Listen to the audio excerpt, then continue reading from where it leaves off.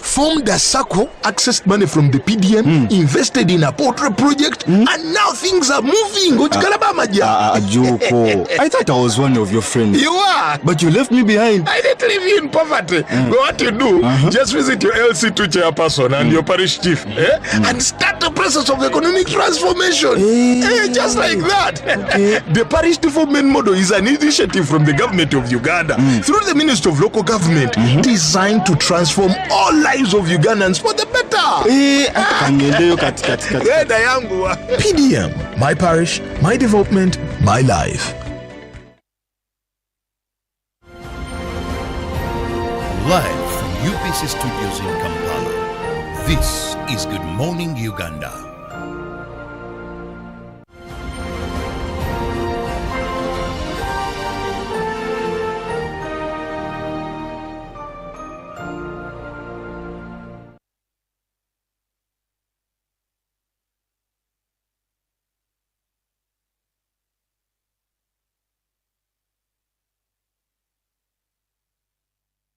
A very good morning to all our viewers. I am Irene Allen Namisank, Uganda Uncovered. I've committed my life to uncovering all the beauties in Uganda, unveiling them to you, getting to know what you need to know about the beautiful country in Uganda. And this is the GM Tourism Express, where we talk about everything that concerns Uganda's tourism, be it accommodation, be it attractions, be it the trends, be it the travel news, be it the business part of tourism, how do you start up a tour company, like anything that you would want to know about Uganda's tourism. This is the perfect time for you to tune in to UBC TV so that you get to have more information about the tourism sector and how it moves in the country. Well, people, let me tell you, it is very beautiful to travel. I've been traveling around, like in the past 2 weeks, been up and down, going Fort Poto, PG, Chenjojo, like so many places, and you find that there is that one beautiful feeling that you get every time you get out of your normal life. Like when you go to a new place, the fact that you know you're going to meet new people, you're going to make new friends, you're going to see new attractions, you're going to go through new places, like it is all beautiful. So people, just find time and travel. Every time you have an opportunity, make sure that you go somewhere and travel somewhere and just get that whole experience, staying out of your normal life. Well, something exciting is happening in the country and across the whole world.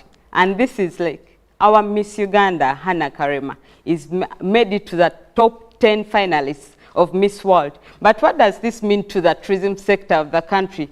This is just an indirect advert to the whole world about Uganda, because you find that some people even didn't know that Uganda existed, just like you also find that you get out new countries that you never knew that they existed. And now here Hannah is on an international scale and she's standing in for Uganda. So Uganda is getting more visibility. People are getting more interested to know about the cultures, the landscapes, the beauty that lies in Uganda. So I feel it is amazing that she's making it to the top 10, and let's support her. Let's keep on liking her Instagram posts. Let's keep on voting for her. Let's make sure that we support our very own. Who knows? We could attract some numbers of tourists into the country from her being on that international scale that is giving Uganda a global visibility.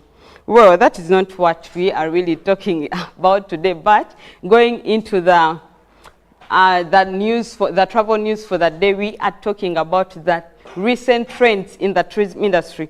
When you look at Uganda's tourism industry, it has been very busy in February, because so many activities were really going on, and you see that there are so many trends that we are going on, like having so many things that we've had. We've had the Minister of Tourism and Culture and Heritage of Uzbekistan coming in to Uganda. We've had several things that were happening in the country, but these are some of the trends that you shouldn't miss out knowing when you're interested, if you're interested in knowing in what is happening in the tourism industry. And first we had the Explore Busoga campaign. This Explore Busoga campaign, this is one of the domestic campaigns that we've had in the country, where the Minister of Tourism embarked on promoting Uganda's tourism, having hit by the COVID-19, we got to know that the industry relying so much on promoting tourism beyond the region was something good, but it wasn't giving a foundation for the tourism sector. Before COVID, in 2018-2019, the tourism sector was contributing about 5.8 trillion Ugandan shillings to the economy, to the GDP of the country. But when we are hit by the COVID-19, we found ourselves that we could not have international tourists coming in. The incomes coming in from the tourism sector were very low. So the Minister of Tourism, Wildlife and Antiquities embarked on the domestic Explorer campaigns. And last month we had the Explorer Busoga campaign, and we're unveiling all the hidden games in Jinja, but also popularizing the destinations that we knew in Jinja, giving them more visibility and more light so that we attract local travel, but who knows, also attract international tourists into the Jinja region, the Busoga region. Well, another trend that you shouldn't miss out on knowing is the Uganda Wildlife Marathon. This happened on the 25th of February, and this happens annually in celebration of the World Wildlife Day. So this year's theme was educating the children of the fallen rangers. But what does it mean when we have such a wildlife marathon in the country? First of all, it raises more awareness about wildlife conservation.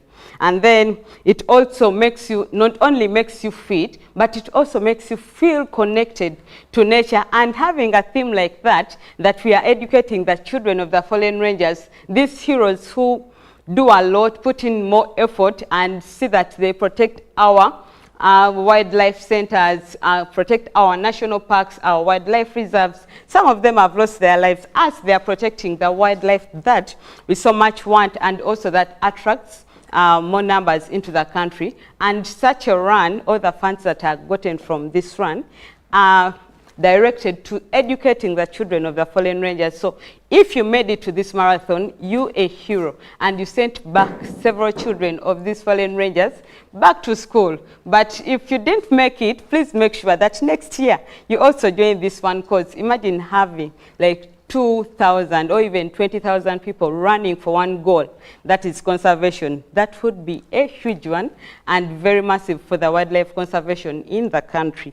And the third one that we had last month, actually this month, is the Wildlife Day celebrations. These were held in Chenjojo, and this is a day that was put aside by the United Nations to see that we create more awareness about wildlife conservation. This was the 11th edition of the Wildlife Day celebrations, and they were held in Chenjojo district. So they are always moved around, alternated around the country in different regions to see that every region at least can get more sensitization about wildlife conservation. And this is a day that we come together just to celebrate the wildlife. Remember that wildlife attracts more than 90% of the tourists that come into the country. As much as we have other attractions like culture, food, wildlife is the top attraction that brings in tourists into the country. So having a day set aside to celebrate this day is very amazing, so that we come together and celebrate the wildlife conservation we have. However, what was interesting on this celebration was that the guest of speaker was supposed to be His Excellency President Museveni. However, he sent in the Prime Minister, Honorable Robin Banja, who made 10 points that the government is committed to improve Uganda's tourism. And some of the points that were mentioned first was the developing more tourism roads. There was upgrading wildlife reserves and game reserves into national parks, ensuring more security to tourists and tourism destinations, making sure that they provide or put up more electric fences to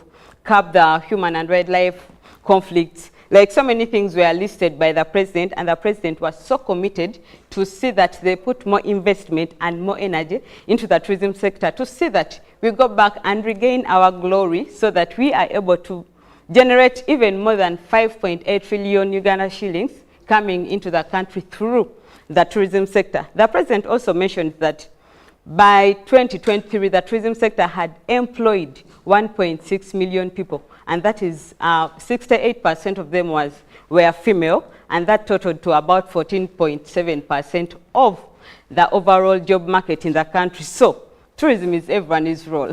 Please, if you can do anything about tourism, just make sure that you do it. If it is traveling, if it is posting, if it is marketing, please just do it, because you're not only promoting yourself, you're promoting a country, and also developing or creating more job opportunities for different people that would be earning in the tourism sector. Well, that is it that we had for you today. And quickly going into the travel tip of the day, I'll tell you that every time you have a chance to travel, please do. Go explore Uganda, travel the world. It will change your perception, it will change your mindset, it will change, like, all of you, the way you think. So just make sure that you travel as much as you can. Thank you so much. I am Irene Alenamisang, and next is Joram Paul Sonko with the business update.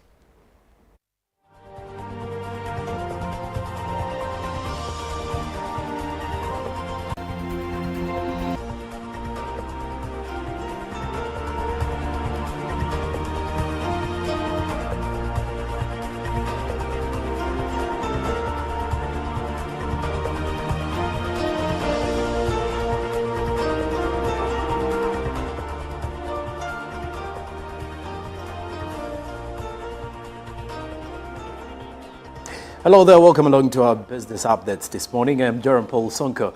Now we are going to kick off with matters to do with development response to the Displacement Impact Project. This is abbreviated as the DRDIP project by the government, because what is coming in from Gulu City does reveal that the Deputy Inspector General of Government, Dr. Patricia Achengo Kiria, has attributed the progressive success of the implementation of the DRDIP project in Lamo district to the local community.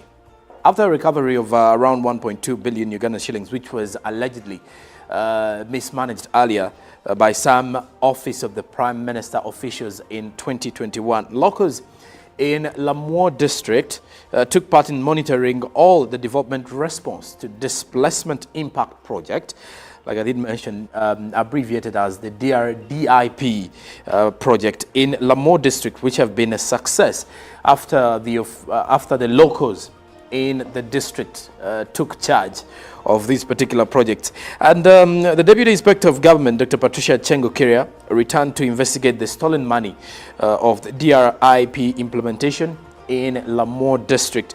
She visited several projects being implemented under the same project, and of which looking into the implementation as part of the responsibility of the many within the community. So reoccurring the fact that if we are to ensure projects are a success in Uganda, we have to be accountable, or that means the communities have to follow up, and this is what the Deputy IGG is focusing on. Now, the RDC Osborne Ocheng did reveal that the projects will improve further on service delivery in Lamo. And of course, we hope that comes to pass, if you were to ask me.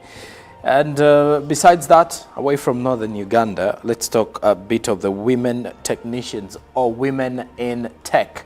This week is entirely a week that is focusing on women, or what you could say the month of March is a month of the women celebration, simply because it has the 8th of March, which is normally commemorated or celebrated as the International Women's Day.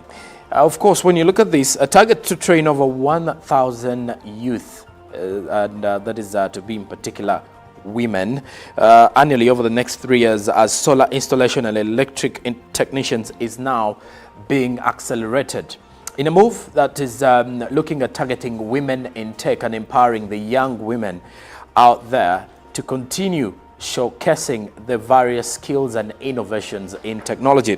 Now, the skills development component is being undertaken by Sendai Academy, with this particular institution reiterating that a significant number is focused on making sure that the majority are the females. Sendai Academy Chief Executive Officer Loicho Zeire emphasizes that the growing number is of the growing demand for solar energy, for example, is estimated at around 31% in Uganda, which is based on energy statistics and requires competences in installation and maintenance. So which means they want to give the opportunity for the young women in tech to ensure that they pick up and take up such spaces for the various opportunities that will avail or that will be available in regards to the solar market energy. Now, besides the solar energy market, rather. Now, the Academy, whose flagship is gender-driven skilling, says that the supply of female technicians should be stepped up to match this male-dominated discipline of tech, and to also ensure that as we are celebrating this month of the women take center stage. These young women are trained as technicians through a collaborative engagement with different technical training institutions such as Don Bosco and the Directorate of Industrial Training. So when you look at it, you know, in a way of empowering the women, you always have to make sure that you push them in two areas that have for ages been highly dominated by the men. Why? Because you want to empower them and give them a voice and give them the opportunity to know that everything is really possible if they put their eyes to it. Now, lastly, so to speak, the Uganda EU Business Forum did open in Kampala. So a two-day high-level summit, which is highly, focused on ensuring that many of those in the private sector can tap into the opportunity, pretty much from the European land, and then also seeing how the European Union and the Ugandan private sector plus public actors can come together to work hand in hand to promote the economic growth of Uganda and also help meet the SDGs agenda by 2030. Now, this particular forum kicked off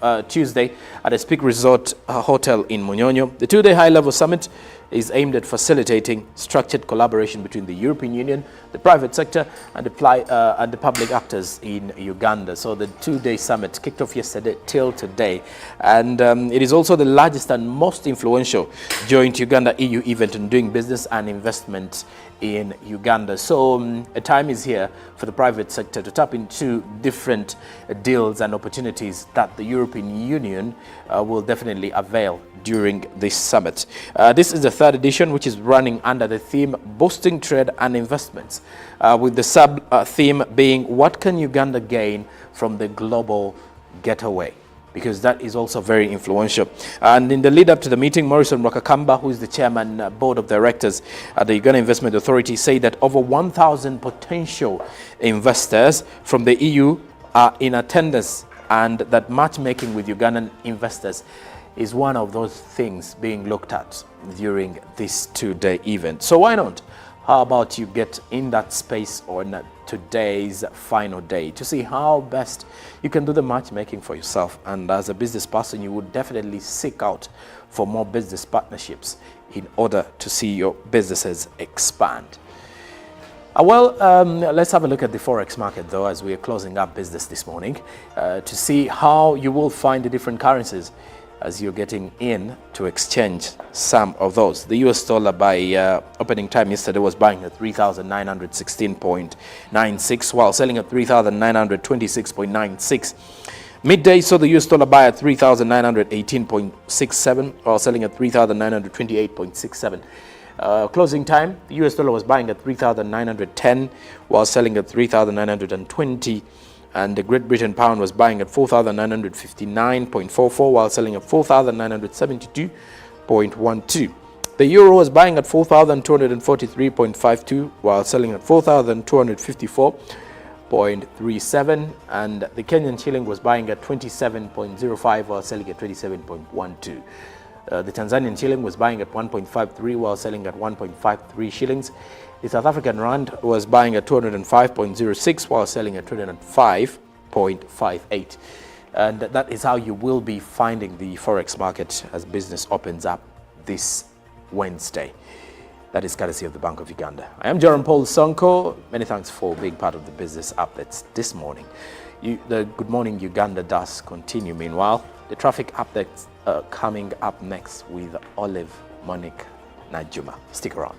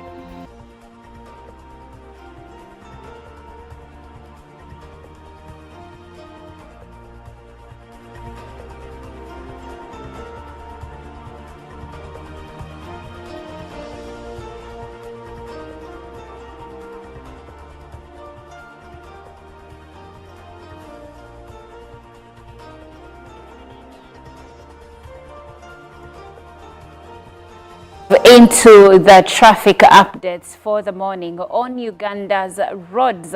So where are you coming from? Today we are coming all the way from Namasuba, going through Katwe, and of course looking at how different roads within the city look like as of this morning. My name is Olive Monica Najuma to take you through the routes of your way today as you head to work. Now, starting off in Namasuba, we see that there is intense traffic here, especially where there is Lux Mall. Now, from Lux Mall, we are experiencing intense traffic jam on the Entebbe Kampala highway, and for a big stretch we will experience this traffic jam as we try to get into the city center.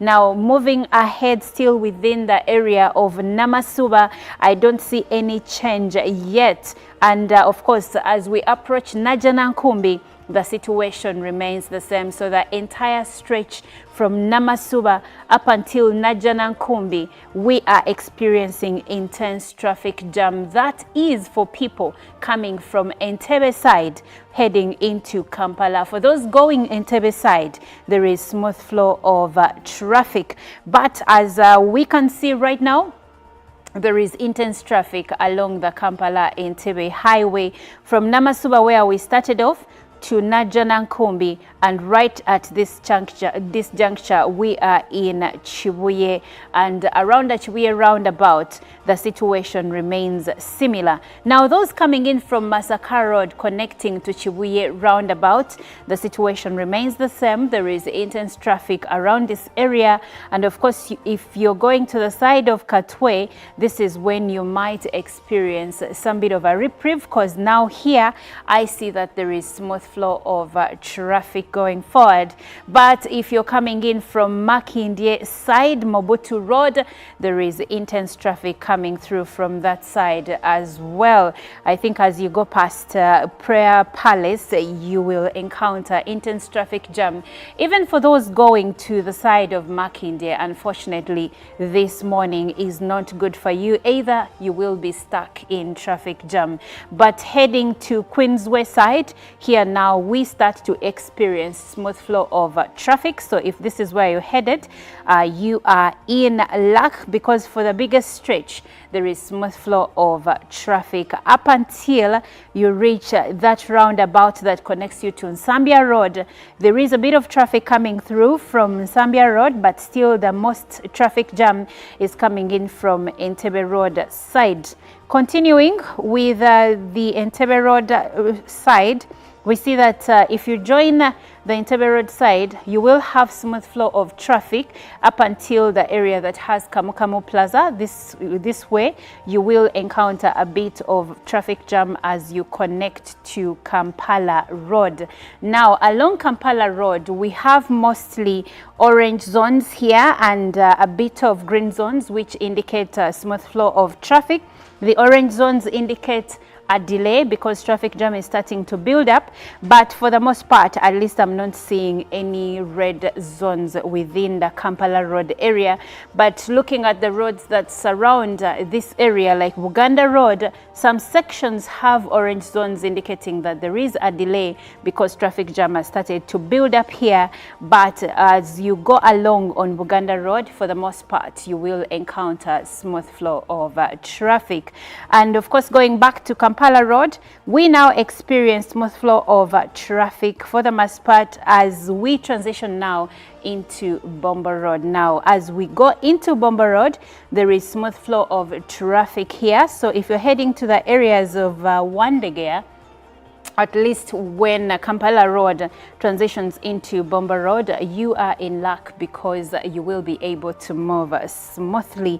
I see a bit of delays here and there, but most of them will cost you like 3, 4, 5 minutes, so nothing much to be concerned about. Now, as we transition into Wandegea, this is now where I start to see red zones and orange zones. For those coming in from Makere Hill Road, you're going to encounter traffic jam right before the traffic lights in Wandegea, and those continuing with Bombo Road, at least in the center in Wandegea, there isn't so much traffic, not even at the corner that has Equity Bank, because in this corner usually you will find a holdup. But as of this morning, there is still smooth flow of traffic in that area. Now, for those heading to the side of Yusufule Road, that roundabout around Mulago, here there is intense traffic jam, both coming in from Chira Road and coming in from Binaisa Road, and also going to the side of Yusufule Road. For those coming in from Chira Road, there is intense traffic in this section for a good stretch. Now, Upper Mulago Hill Road is bringing in the most intense traffic this morning for a long section, and I see deep red zones indicating that there is intense traffic in this area. So if this is these are the routes you're traversing, now you know, so you should plan better. If there are alternate routes that you can use, you might as well consider that, because what I see in Mulago side, you're going to lose a lot of time if you use that side of town. Well, that does it for the traffic updates. I'll be back tomorrow to share the same. But Good Morning Uganda continues. My name is Olive.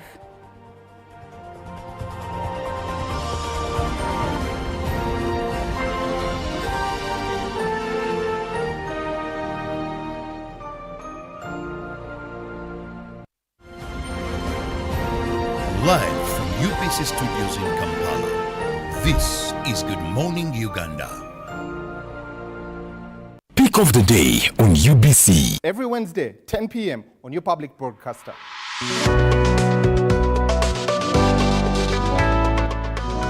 Was brought to you by MTN Momo Pay is the easy way to pay. Dial *165*3# or use the MTN Momo app. You don't need cash. MTN Momo Pay is safe and free. Nyati Motion Pictures brings you Tuko Pamoja, a documentary film about our unity as Ugandans and Africans. Bunyoro would have simply created an East African community that we are looking for today. The rulers of Bunyoro are actually Luos. We people who live across the Nile, we are so related from our myth or from just the Nile. We are the same people, and genetically we are even the same people. We are similar people. We are one. Pamoja, we are one. Use that word, pamoja. Premiering every week from 3rd February to June 2024 at the National Theatre and Indere Center. Daily screenings are from 4th February to June 2024 at Ham Cinemax and the National Theatre. To get a ticket, call 0778 787 660. Tuko Pamoja? UBC is the national public broadcaster. We educate, inform, entertain, and inspire our audiences. You can watch us on free-to-air channel 001, DSTV channel 282, OTV channel 371, Star Times channel 201, Zuku TV channel 20, and Azam TV channel 350. Even when your subscription expires, you can still watch UBC for free on your pay TV platforms.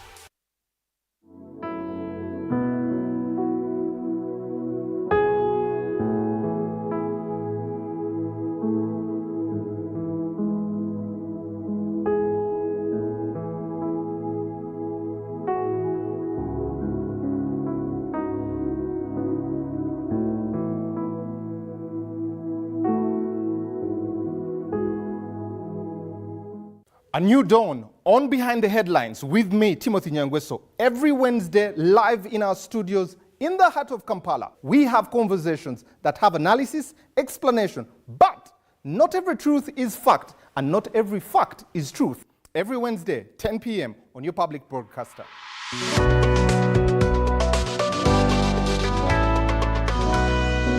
on your public broadcaster. UBC, inspiring Uganda. The cardinal role of a government is maintaining law and order, safeguarding citizens' rights and providing essential public goods and services. Throughout its tenure, the government has consistently upheld these principles. This foundation creates an environment conducive to delivering crucial social services to citizens through diverse approaches such as taxation, strategic budgeting, and effective policy implementation.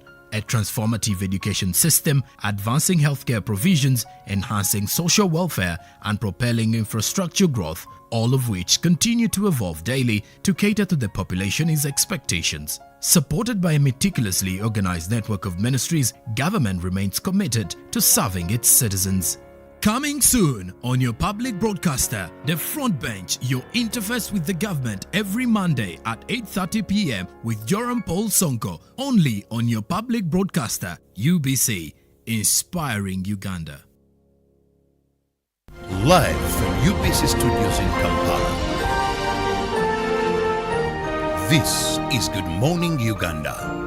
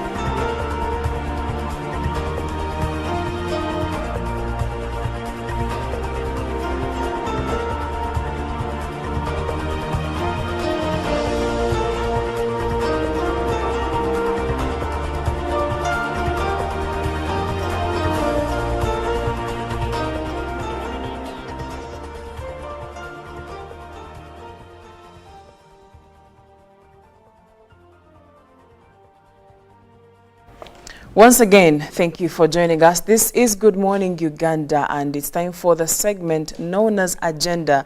Thank you for joining us. And as we know, we are celebrating women and ladies worldwide. And this week has been dedicated until we get to the climax, which was going to be on Friday in Katakwi. But for now, we are having very important conversations with different ladies in different spheres when it comes to our country and the world at large. Yesterday, we had a conversation with ladies in media, ladies in education. Today, we were talking about how mothers, how mothers, can best handle the part where you can breastfeed and go for a maternity leave and handle your family issues slightly better and more conveniently. And right now, we are talking about the women in the clergy. And of course, this morning, I'm very glad to have two wonderful ladies in the clergy to have this conversation with. So welcome aboard. My name is Chantal Olive Akandinda, and I'm looking forward to also hearing from you and what you have to say and what your contribution can be. And this morning, like I earlier on told you, we have two ladies, wonderful ladies, that we're going to be having this conversation with. They are reverends. I need to know if you know the very first time you heard that there was a bishop in our country, a reverend, a female bishop, female reverend in our country. Those are the conversations we're going to have. We're going to look at how this has transitioned. We're going to be looking at the transformation of religion when it comes to involving ladies in some of these places. We're talking about being involved in the administrative roles. We're talking about ladies standing on the pulpit and, preaching the word of God and impacting different lives. These are the conversations we're going to be having as women who are phenomenal when it comes to this field. With me on set is Reverend Barbara Mugisha, who is the coordinator, Mothers Union and Family Ministry of the Church of Uganda. I also do have Reverend Beatrice Aber, who is the coordinator, Mothers Union, Kitgum District. And well, I think I have a good lineup for this very morning. So let me check in and see how they're doing. Then we can dive further into this conversation. Let me start with you, Reverend Barbara Mugisha. Good morning. Good morning, Chantal. Thank you for joining us and for being a part of today's conversation. I'm humbled to be here. And it's great to see. What is this the white collar called in English? It is a collar. It's a collar, and then in local language, I think in Unyankole it's engoro, right? Engoro. And then I don't know if anyone can help us in another language, but it was always my first time to see a lady wearing it. I was pretty young, yes, but it was interesting. I had only known the men to be the ones to wear it, and I think we'll have a broader conversation on the same. But before that, Reverend Beatrice, good morning. Good morning, Chantal. How are you feeling today? I'm feeling excited to be in UBC. Well, earlier on I was asking how the people of Kitgum are doing, and I was informed that she is on study leave. And what does it tell you? Much as you are in in the system, you are leading in church. You can as well do other things. I think lately one of the challenges we have is people concentrate on one thing and they forget that you can do your work, you can serve in church and also you can be a doctor and still serve in church, right? Yes. You can be a teacher and still serve in church. Yes. Exactly. Yes. Well, and of course, as ladies, we are trying as much as possible to change the narrative when it comes to how we are viewed in society. And well, let's dive into today's conversation. But first, I would like to pick what inspired the thought to be a clergy. Let me start with you, Reverend Beatrice. What inspired you to serve in church? I think I would say it is all about God. I felt the call of God upon my life. Right from childhood, I would say. I remember I was in P4. I was excited about all the things around my life. The nature, I would see the clouds, the water, the what. And I wanted to know who owns all these things. I came to realize actually that there was a creator behind. My mother told me it is God, and I wanted to know who God is. She told me God lives in heaven. I thought she was telling a lie. But eventually she explained to me and said you can only meet God in prayer. As life went on, I realized that whatever prayer I would say would come to pass, and I got in love with God. I've taken God as a friend. He speaks to me. So through all across life, I have gone to school and I've learned about this God. I have done ministry and mission in different parts of Kitgum, in different parts of the country, even across the nations, and I've seen God at work. So it inspired me to keep working and stay in God. Although, as I was studying and living, I did not think I was going to be ordained. I wanted to serve God as an evangelist. I remember after doing my diploma, I was asked, can we ordain you? I said, no, I want to just be a free evangelist. But as I finished my degree, heading to masters, I remember I had a voice within me saying you can do this call. And I joined in. And since then, I love the ministry. I love clergy. So this was progressive. You did not wake up in the morning and okay. No. Reverend Mugisha, how did you conceive the idea of joining service? Well, I personally grew up in a polygamous home, and my mother died when I was the age of 5. So with all that I went through after school, immediately after school, all I ever wanted, and I made this in prayer. I said, God, I want to serve you for the rest of my life. That is a prayer that I made, and progressively the Lord opened different church ministry opportunities for me. So I've been serving with the church for the last 20 years in different ministry positions. But as for ordination, it became so clear last year. I'm actually just ordained, but I've been into church ministry as a lay person until December last year when I was ordained. And how do I get into the ordained ministry journey?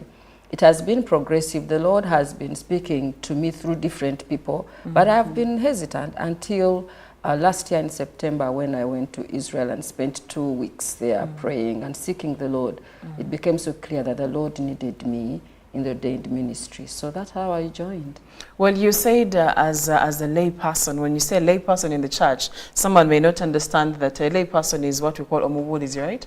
A lay person is someone who is serving in the church, but is not ordained. They may not be a lay reader. So is a lay reader ordained? No. Oh, okay. Yes. Because that's what I knew in church. When you say lay person, I thought you meant the lay reader, the person who takes you through service almost every service, unless if you have like a reverend or a bishop that is joining. I don't know if I have my facts correct. Yeah, partly, but not all lay ministers are lay readers. Like personally, I've been in 2 children and youth for about 16 years in the church, and then recently for the last 4 years I've been in 2 family life ministry. So until December is when I was ordained. So all along I'm ministering, but not ordained. Not ordained. Yeah. Now in 2014, that was on 10th October. That is when we saw our first female bishop appointed in Uganda, and this is a space that has been, of course, obviously has been for men, and for us in the other realm, or on the other side. So, for example, in the media or in any other in another industry, we've seen the dominance of and competition. We've seen the competition, especially when it comes to men and women trying to compete for certain roles, trying to fight for certain places. You'll find women saying, I'm fighting for my place or for my space in this company, in this industry. I don't know, is it different when it comes to serving God on the other side? Well, to begin with, as Church of Uganda, we don't have a female bishop yet. It is still a prayer journey. I know that we have a female bishop in the province of Kenya, in the Church of Kenya, but having an ordained female minister, it is something that that I still want to call is work in progress, because we still have fewer female clergy. We are still really few compared to the men, and to be honest, there's nothing that should stop any woman from joining ordained ministry, because it is the same calling, it is the same ministry work, it is the same God that we serve, it is still same giftings that are given, and so it shouldn't be, much as somehow it shouldn't be looked at as something that should bar women from joining the ordained ministry, because whether male or female, we are still serving the same God, and each one of us has a contribution that we are making in building the kingdom of God among the people. Well, there is a story of Right Reverend, this is Ida Namirengo, who was apparently appointed bishop. That is on October 10th in 2014, actually. That is according to the information that I have here. But I'm not. If you say we don't have a female bishop in Uganda, then I don't know. Is that false information that was put out at a particular point? I don't know which faith that is, but that is not Church of Uganda. That's not for the Anglican faith. It's not for the Anglican faith. Okay, great. So we are still talking about spaces that can be held by women when it comes to service, and this is being ordained, especially to you, Reverend Beatrice. My question would be: do you find it challenging working with men, especially in when it comes to serving in church? I don't think it is challenging, and I don't think there is a problem working with men. I know that it is all about quality. When a woman produces quality, men will accept and they will support. It is true that over the years, women ministry has been new, and women have just joined ministry across the world. In some parts of the world, actually, there is no women ministry. So men are also inquisitive, and they are careful about involving women where they are not sure of. So it is a slow process that we are moving in, and we are expecting actually to have bishops, as you are saying. I know there were those debates, and at a certain time, women wanted to be considered to those positions. But you know, it has never really happened that a woman has been ordained. And I would say this, the church is very smart. The Church of Uganda is very smart. They consider vetting someone, discerning, praying and ordaining the rightful person and supporting the rightful person. So I think the Church of Uganda administration is smart at helping their clergy, including female clergy, in order for them to be productive and impactful. And we try our best to do what church expects also the women to do, because we want to use it as marketing, advertisement, so to have also many more women who can be influential, so that we change the mindset and be an example. What are some of the challenges that you face when it comes to taking on leadership roles in these religious institutions? I think some of the challenges that we face in taking religious duties, one is biases. You will realize that sometimes the people are biased. It's like, is it a woman coming to talk to me? And they are not sure whether you are going to do get it. The value they think they get getting from a man. So it becomes challenging. Also, certain times there is also this forgetting that women are also lovebirds. You forget that we have to do something and also spare time to go home or be home also in time with the children, be home also and do your own personal administration. And certain times you find that women are taken up in church for long because of the value they add. You find they are the ones interceding, they are vibrant there. So they want to keep you there for long, and they forget that I need also to do this. And also the other challenge is people think that it is an omen to be a woman and in ministry. I remember when I made up my mind, for me I was happy, but people asked me, Beatrice, what has annoyed you? Has some man chucked you? Why have you come into this ministry? So there is also thinking that women are here for ministry as a last resort. We are not as a last resort. It's a first priority and a joy that we bring in obedience to God. It's humility. So I think also those ideologies kind of, they make female clergy to struggle in the ministry. Right. Reverend Barbara, Yes. The other question I would have in this case would be how you've managed to balance your leadership role and personal obligations, family. You also have friends. You have a life away from church. You have family, you have friends, other relatives, and anything else that you might be doing. So how have you managed to strike that balance, especially like Reverend Beatrice said, when you are someone that adds a lot of value, you're needed, and they will show you that you're needed, and that means they'll take up much of your time. How do you manage to strike a balance? Yeah, thank you for that.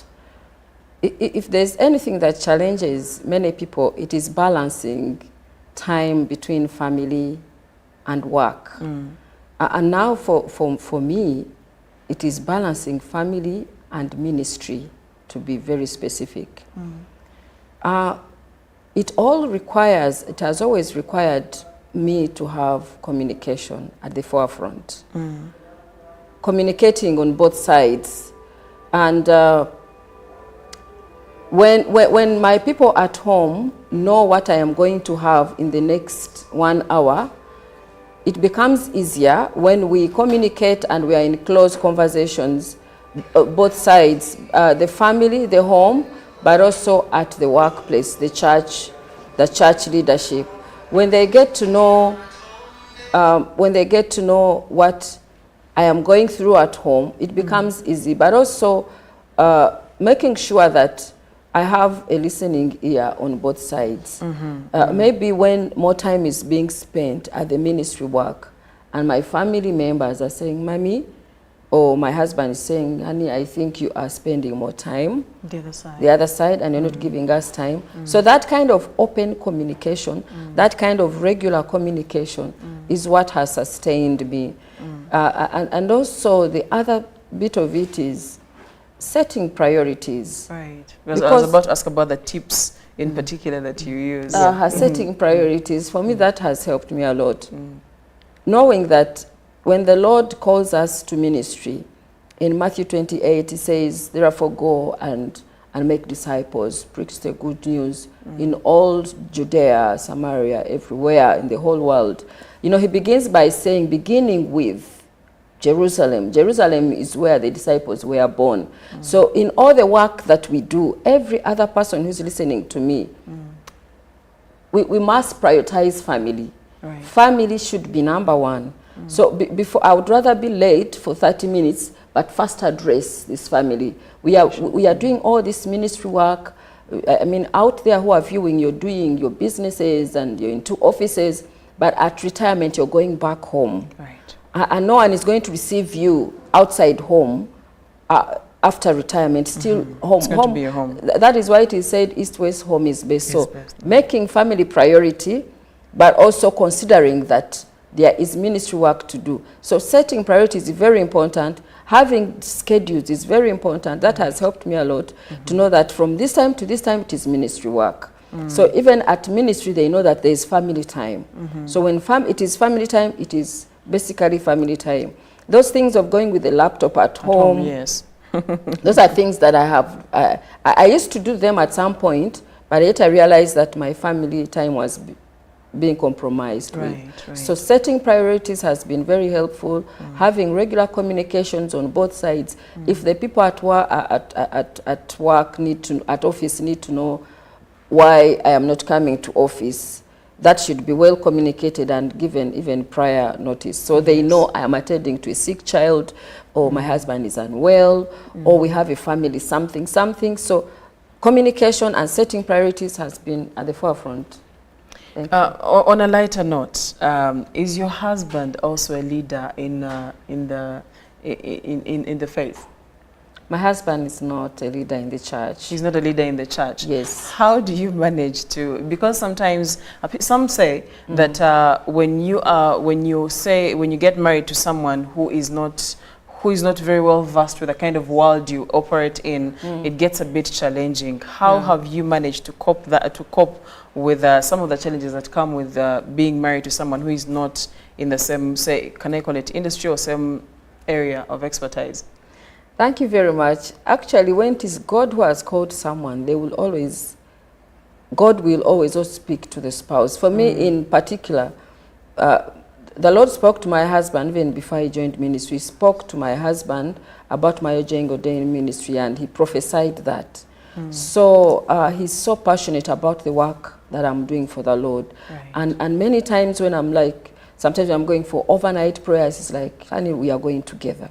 You know, he's very supportive because he knows that the God I am serving, it is his God, and it's for our good as a family. So he's very participative, he's very cooperative. I want to say to people who are listening in, ministry, serving God is not serving God in singular. When you are serving God as a lady, your entire family needs to be part of the process. Just like if it's a man serving God, by default, the woman needs to know, the wife needs to know that we are in the ministry together. So to be truthful and honest, my husband has been very, very supportive. Yeah. I still have another interesting question on the same. Okay. The man is the priest of the home. Yes. So how do you now, when you leave church or when you leave office, when you get home, how do you switch those roles to make sure that he takes his place as the priest of the home, and then you serve like we are supposed to serve under the man, for example, in the family? So how do you strike that balance? For example, if a general left office and returned home, they need to remember that they're returning home not to a barracks or not to a unit or something. So how do you take off the how are they called? The clericals. Yes, how do you take off the clericals to make sure that now he takes his place as the priest of the home? Yeah, whenever I reach home, first thing is to undress and then be a wife and then be a mother. So my husband is still the priest of the home. Right. But me as a priest, a church priest, I'm at the forefront and making sure that we praying, we mobilize everyone. It's time for prayer, and daddy, it's time for prayer.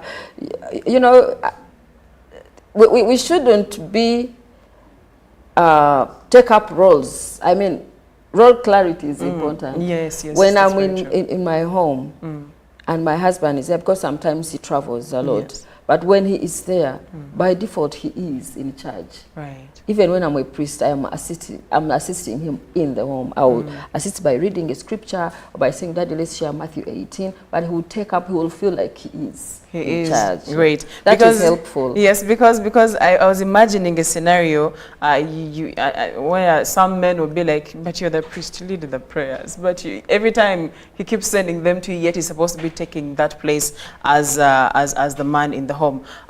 Reverend Beatrice, when you decided to join service and to join the church and serve at a higher level, I'm sure you could have faced some bit of opposition at a particular point. And of course, some people were asking you, who broke your heart? Why do you want to join and serve? My question would be, how has your family perceived your choice, or how did they perceive your choice when you decided to start serving? I would say that my family has been very supportive. It's sad to note that in 1987, when I gave my life to Jesus, in 1988, I lost my mother, and I just lost my father last year. But my father has supported me all through, even to his deathbed. He respected me as a priest. I remember the years I had just gotten to Christ, he used to drink. Actually, they would even sing songs with his name as a drunkard who can drink drums.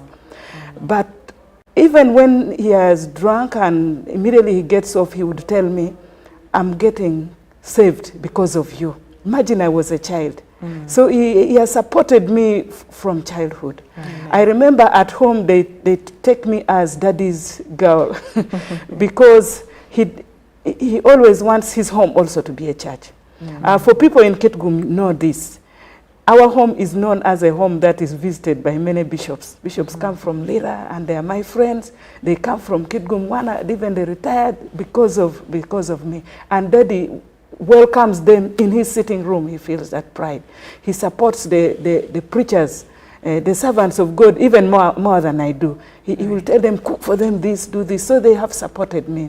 But even at home, my siblings, I have sisters and brothers, actually over 20, because he was polygamous at a certain time. They respect me, and they honor everything I say. When I say let us pray, let us organize a deliverance prayer at home, they do. And we have had many deliverance prayers in our home, which is interesting. So it is by support of siblings, and even in church, when they come, they listen, they honor. Sometimes I feel small, because even at home they call me Reverend. Today when I was leaving, my sister and the children were saying, Reverend, bye. I greet them. So they have supported me really, and I have not had opposition really much from the family. Although there will always be hassles in the clan. There are some people who don't want the faith, yes, because they want to do other things. You know, clan is a large thing. They are Muslims, they are what? And of course we respect those views. All I do is know that people have their ideologies, what they want to be. Conflicts, usually I solve them in humility by giving them time, like one-on-one. So I don't always promote conflict. Where there is conflict, I always go away. Even in clans, you will find eventually others, even if they are Muslims. I have relatives who will say, we respect what you are doing. And they will even say, come and pray in our home, but not in public. So I would want to say that in clan or family, no. But as church, sometimes there are those conflicts.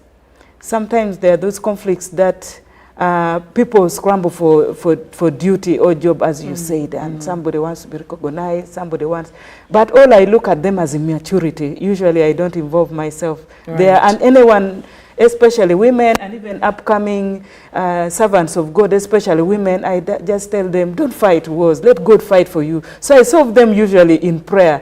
And I thank God because he has been very, very prompt in solving conflicts that arise due to intimidation, fright, because some people are just fearful that, Reverend has now started, she will not do this, let us do. So God always sorts it amicably, and sometimes those conflicts reach a level where they want to intimidate or inflict pain on you, suffering, maybe even salary.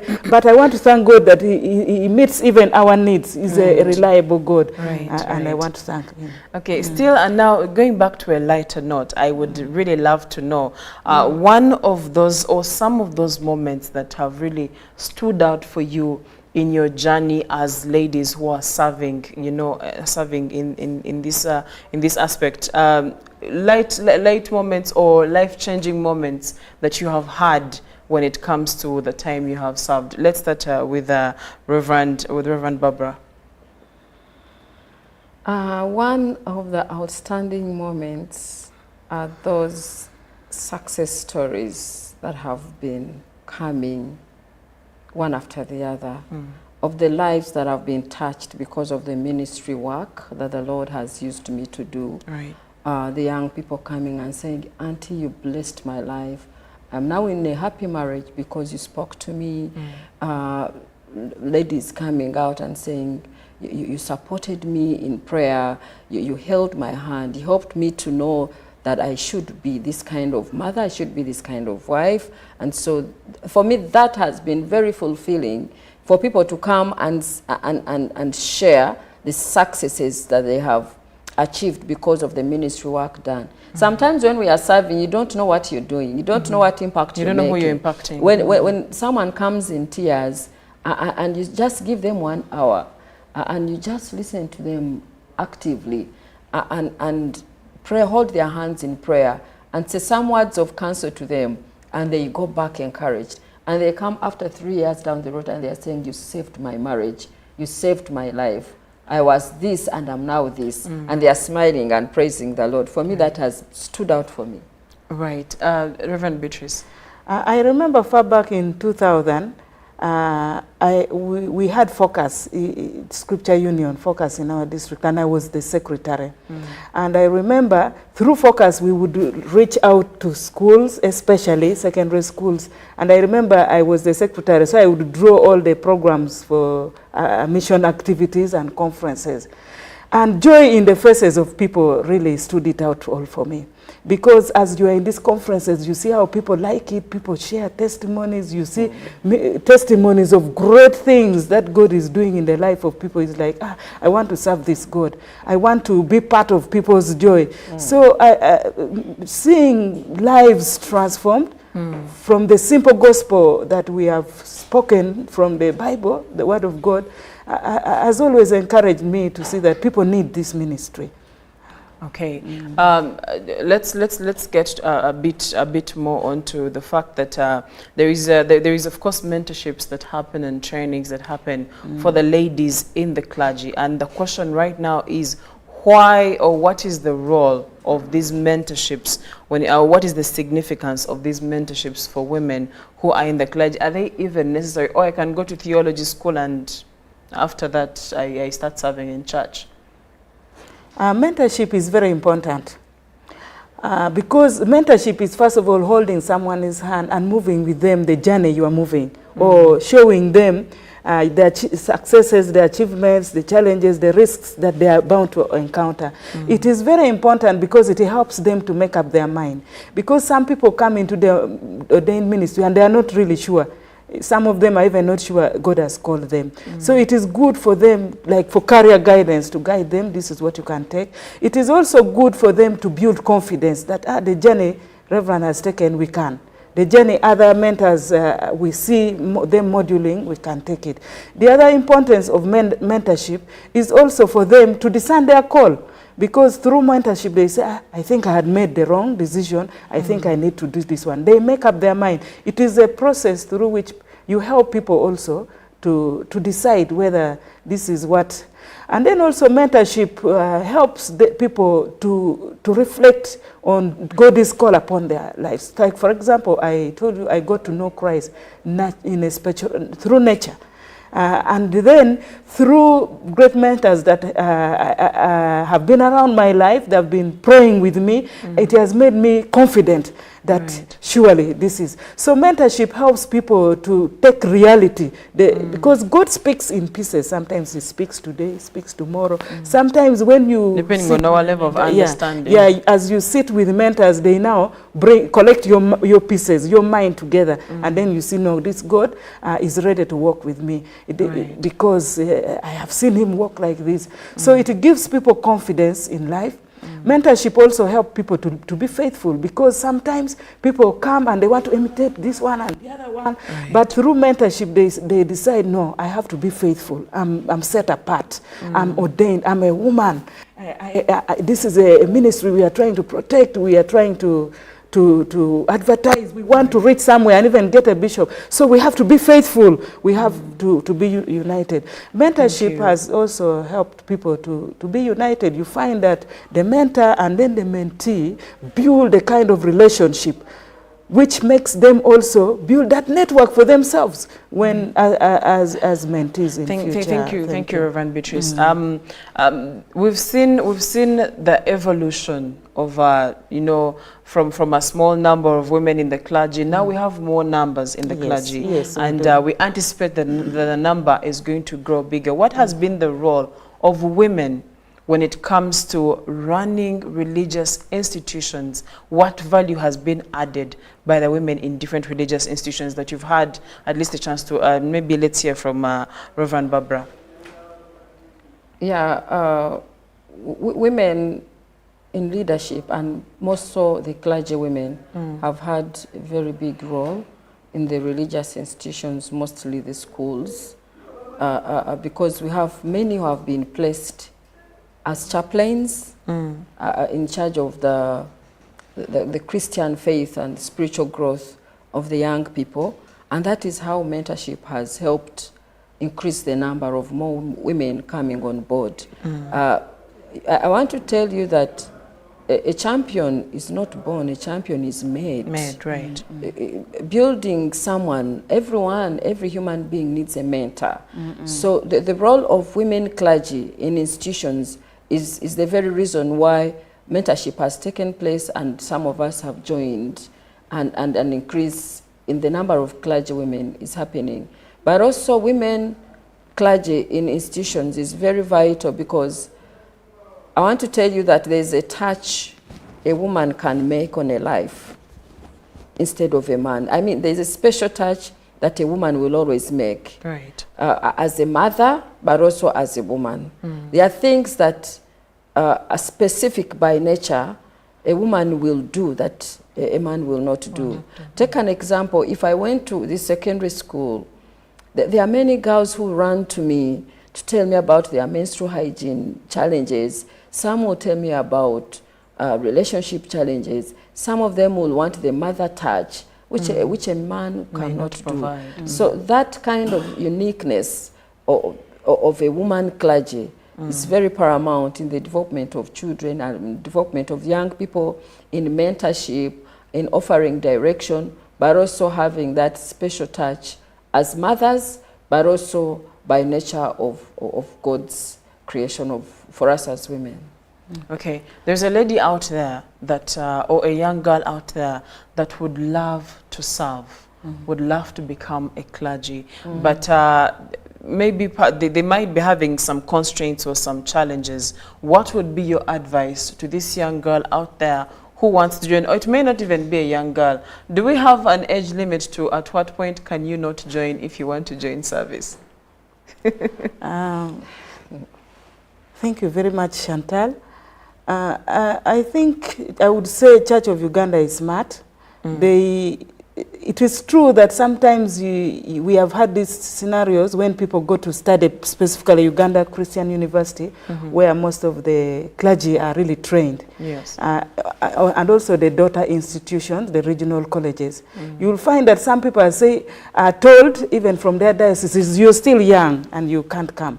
So I want to just say, church knows, maybe it is young immaturity of what? of lifestyle. Yeah. But I want to say, as long as somebody is mature and sound, is called, and is above 18, I would say maybe above 20, you see somebody can do ministry. They are mentored into the minister they want to be. I want to say I also grew up in ministry, like you said. I remember in 2003 at Uganda Christian University doing my bachelor's degree. During that time, we started a very small fellowship. And this fellowship, we would mentor one another. We would encourage ourselves and also encourage ourselves to fish called girls and encourage them so that they can join the ministry. I want to say that those fellowships increased across different dioceses, and now we started like about 5. Eventually we grew to 10.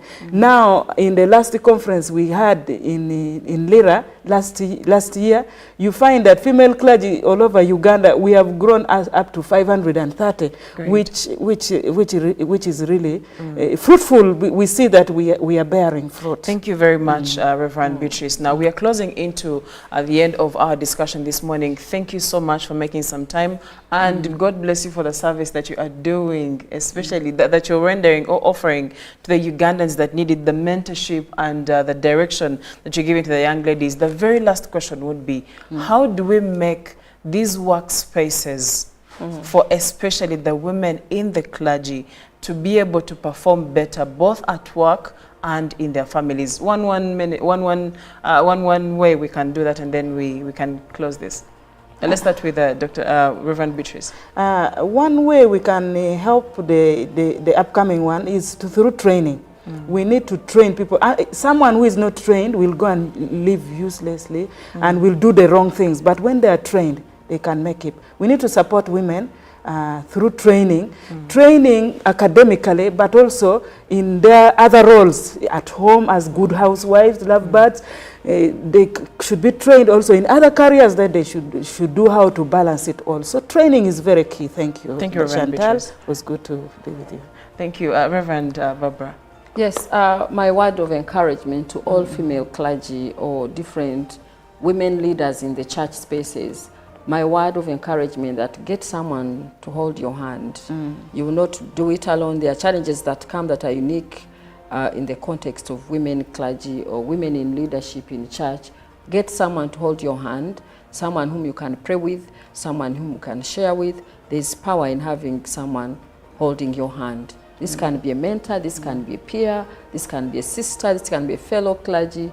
Get someone. The Lord desires that we always have mentors. Just like Paul says in 2 Timothy chapter 2 verse 2, he says that for the things you have heard me teach you, entrust them to other faithful who teach others.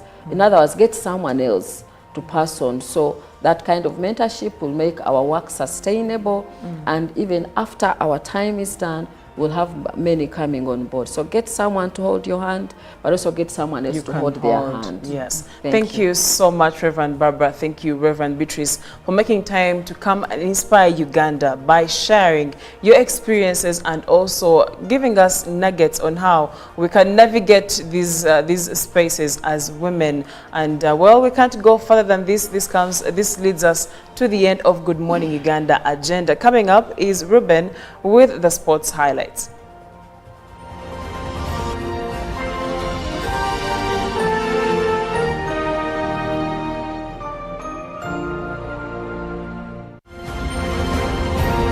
Live from UBC Studios in Kampala, this is Good Morning Uganda.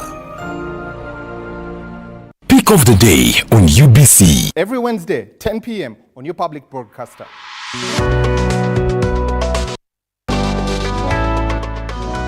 Was brought to you by MTN Momo Pay is the easy way to pay. Dial *165*3# or use the MTN Momo app. You don't need cash. MTN Momo Pay is safe and free.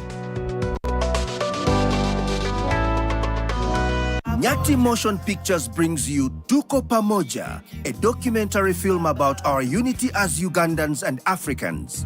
Bunyoro would have simply created an East African community that we are looking for today. The rulers of Bunyoro are actually Luos. We people who live across the Nile, we are so related from our myth or from just the Nile. We are the same people, and genetically we are even the same people. We are similar people. We are one. Pamoja, we are one. Use that word, pamoja. Premiering every week from 3rd February to June 2024 at the National Theatre and Indere Center. Daily screenings are from 4th February to June 2024 at Hams Cinemax and the National Theatre. To get a ticket, call 0778 787 660. Tuko pamoja,